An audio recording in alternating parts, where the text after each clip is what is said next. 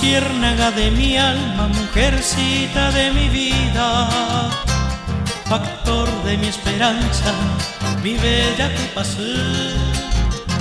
Te escribo estas estrofas con mi alma dolorida, desde este inmenso Chaco a la luz del Yasaindú.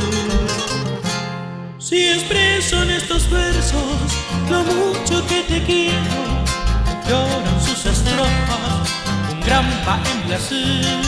Verás en el grabado lo mucho que te quiero, lo cruel y lo siniestro que es tu por él.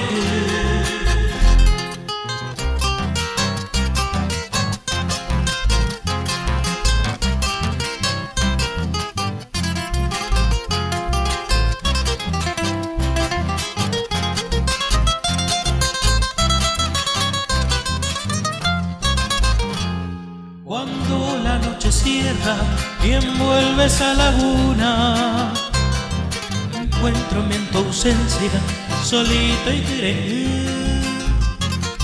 Buscando tu figura, diríjome a la luna, y ella compasiva platea un tesaúl.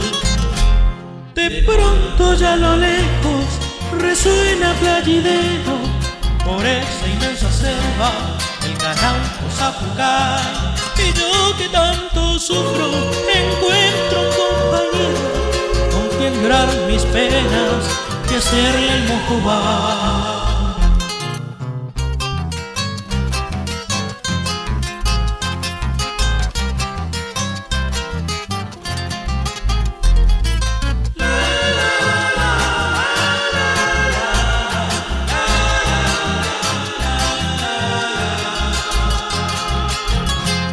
A veces tus recuerdos, mis sueños se embelezan, pasando casi en pena los claros tocaré.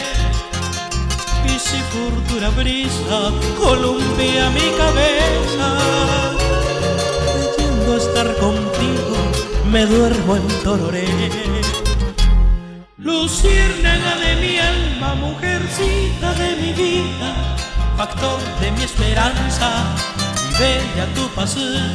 Te escribo en estas estrofas con mi alma dolorida, desde este inmenso Chaco